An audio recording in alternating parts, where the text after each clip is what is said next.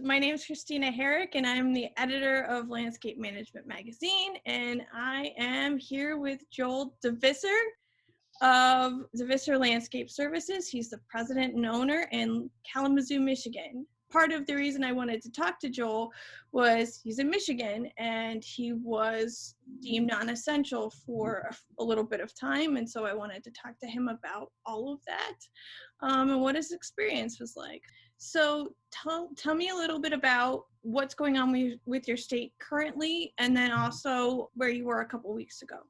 I think our stay-at-home order, or the executive order, went into effect March 23rd, I think it was. So we were off for about a month, and it was frustrating, to be honest, when the states around us were allowing landscape to work, even if it was part of the landscape, whether it was maintenance or whatever, they were able to work, and we were stuck here doing nothing.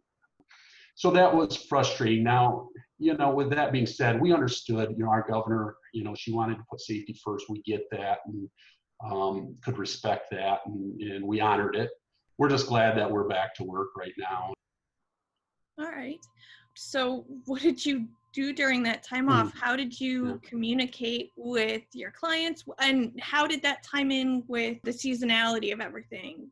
The timing of it was good and bad. I mean, it was the very beginning of our season, but it was still early enough. So if it started now, it would really have been a real headache. So, again, we're fortunate in that sense. But, when the order came down, and she specifically called landscapers out in one of her press conferences as non-essential, we pulled all our guys off the road and said, sorry guys, you gotta head home, and, tried to help them as much as we could with the unemployment part of it. They got on that. We kept our managers on, we kept our sales staff on, we kept a few of our admin on, and they all worked from home. So we sent them home, sent phones home with them. They could log into their computers. So they were still able to work. We were holding weekly meetings with our leadership team via Zoom, which has been, one of the good things that's come out of this. So we were doing that. And then, like, my brother and I were having kind of one-on-ones with our sales staff and our managers that report to us on a weekly or bi-weekly basis. So, everything done over the phone or through Zoom at that point. Our sales, like in the landscape side, our salespeople were able to stay in contact with the clients they were working with already. Couldn't go out and meet with them, but they still had projects that they could work on. And then we were still getting calls, so they were booking calls for after our stay-at-home order was supposed to be lifted. So, what kind of safety protocols have you put in place since being back? Did you use that time to also kind of plan that out and what your crew would be like? To go back, our managers were also contacting, all of our team members, just to kind of keep in contact, making sure that they were getting the unemployment they needed. We bought just a bunch of groceries for our guys. We had heard that there was some need through some of our guys. So we bought a bunch of groceries. We bought some diapers and wipes for people, and just kind of opened it up to them. And we had a few people that came in and got stuff. And so our guys, our managers, staying in contact with our team members just to see what kind of needs they had. And then, while we were here, we were working on policy. Of course, the safety policies, this whole COVID-19 thing is new to everyone, and so fortunately, you could see the industry and, our Weedman franchise really work together to develop some good policies and procedures and kind of spitball ideas off of each other. And so we've been able to develop those really well. How's the crew doing now that they're back? What's the pulse like of your team? They're just ready to be back. Unemployment, with the whole federal giving extra money and stuff was nice, I think. But in reality, humans need to be out moving about, and they're getting stir crazy. And so it's good to see the guys back, guys and gals, I should say, back. And the office staff is not in, and our sales staff, they're still going to be working remotely for a while. They have the option of popping in, and they're going to have to pop in and do a few things. But our production, they're just happy to be back. Now, there's some change and no one loves change. And so, wearing masks and making sure stuff is wiped down and sanitized and all that good stuff is something that we're going to have to stay on these guys about. But, in the 2 days that we've been back, they've been doing a good job about it. And we've told them, this is about health and safety, but it's also about public perception. And, there are people out there that, they're looking to see and make sure that we're doing what the CDC requires of us or wants us to do. So were you able to apply for the payment protection plan?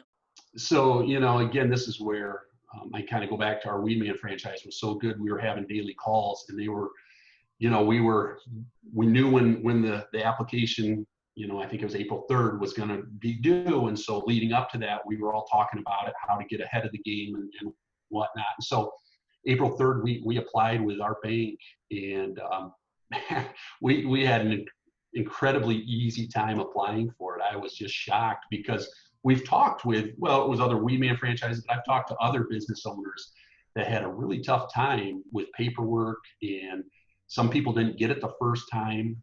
So we were really fortunate. So we turned it in on the 3rd, on that Friday, and I got an email on Saturday stating I forgot to sign something. So Monday morning, I came in, I quick signed it, sent it off to them, and they approved it, and we got our money in our bank on that Friday, I think. So we would have liked the 8 weeks to start a little bit later because we couldn't put people on right away.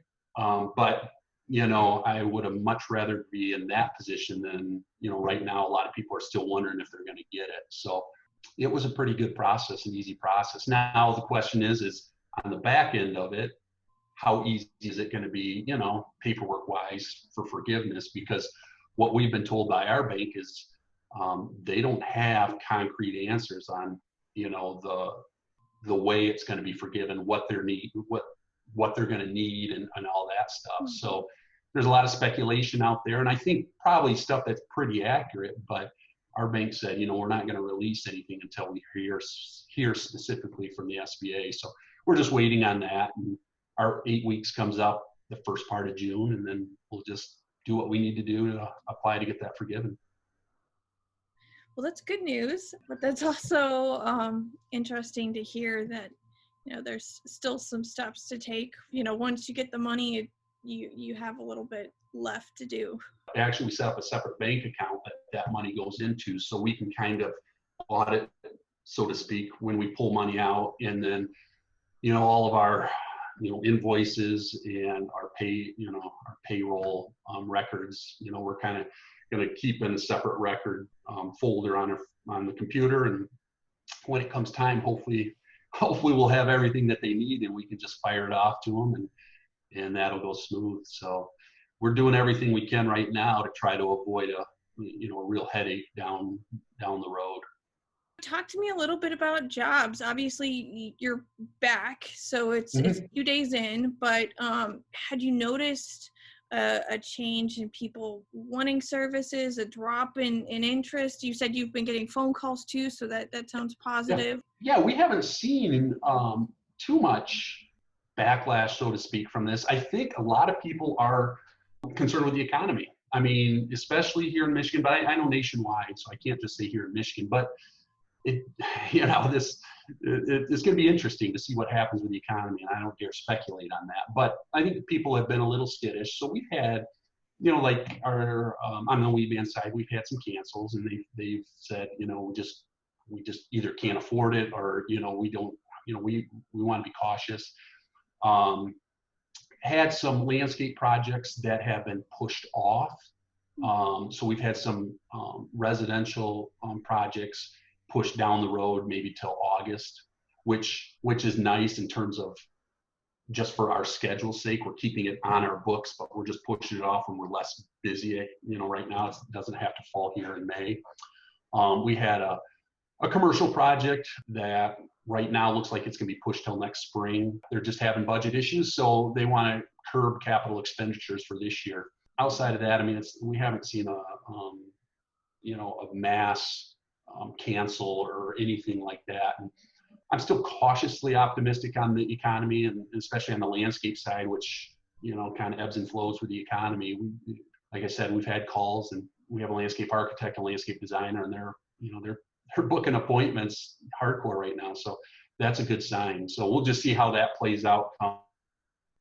Yeah, it is hard to speculate, but somehow you wonder whether or not if people are spending more time at home, Right. whether they're going to want to invest maybe either money that they would have spent in a vacation on the backyard, or just they look around and go, gosh, I'd really like this to look different. Yeah. So, yeah, I mean, that's the other side of it, I mean, that's our hope, is that they've been home for a month and they might be home another month. And now that the weather's turning nice, they want to be outside and go, hey, I need some projects done. But the reality is, if they're home, some of them, not all of them, but some of them are not working. So, yeah, I'm hoping that once this kind of passes, that the economy picks up where it left off. Because, I mean, the economy was strong until this hit. So, there's a lot of factors going into it, and so we'll just have to wait and see. What are some other positives coming out of this? Is it time with family? How are there any positives that have come out of this with your? Well, yeah, definitely. I think as a whole, looking outside the business, I think, yeah, time with family. I mean, you think about it, and like, I have school-age kids, high school kids, and school was canceled, all their sports were canceled, and any extracurricular activities, and so that allows us to be home. So I go home at night, and you don't have to rush off somewhere else. You're home, you have dinner and together, and can spend time. And I know that's happening all across the nation. So I think if you're looking at something good, I think there's a lot of good that comes with it.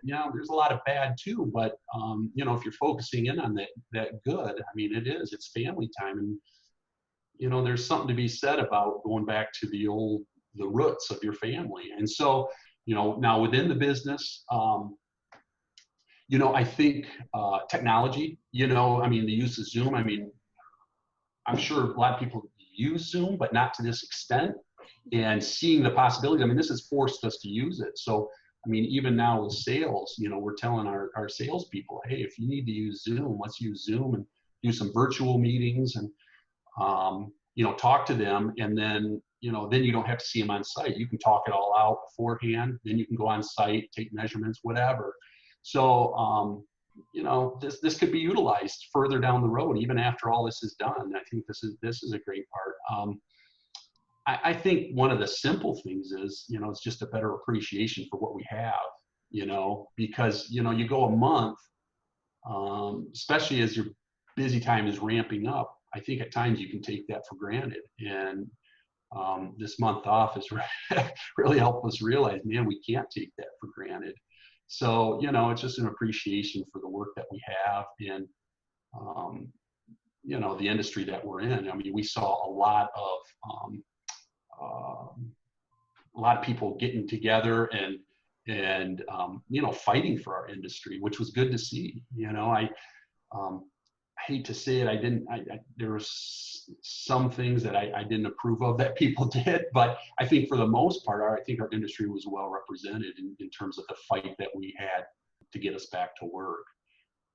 The other thing, I guess, is just really a refocus on safety, and especially some of this new stuff that's come up. So, yeah, there's definitely good, and there's going to be more good that we see. I think I've told people, when we get to the end of the year and we look back, I think we're gonna see a lot of good things that came out of this. Yeah, it could potentially be a tough year, but we're gonna survive it. Others are gonna survive it, and it's gonna make them stronger. So, like the economic collapse in 08, 09, the people that made it through it, there were things that they did differently that made them stronger. So this will be the same thing with the time off, and even still, there's just a lot of good information being shared via webinars and whatnot. And, that's another great thing about this industry is, there's a lot of good information out there and a lot of people willing to share information. And, I definitely appreciate the people out there that use their expertise to help the others, me being one, helping me out in areas that I'm weak at. So, I think that's a good thing that's come out of this, is just seeing our industry as a whole come together and help each other out. Our state association really stepped up, and the MNLA did a great job of rallying the troops, and I think obviously our voice was heard. You kind of wonder if you've gone too far in terms of getting in our governor's ear, but it got us back to work earlier, and we're definitely appreciative of it. This is a tough time for all businesses, and just banding together, helping each other out will help this economy and help America just continue on. Thank you so much, Joel, for taking the time to talk to me about your experience. So thank you again. Thanks for having me. I appreciate it. You're welcome.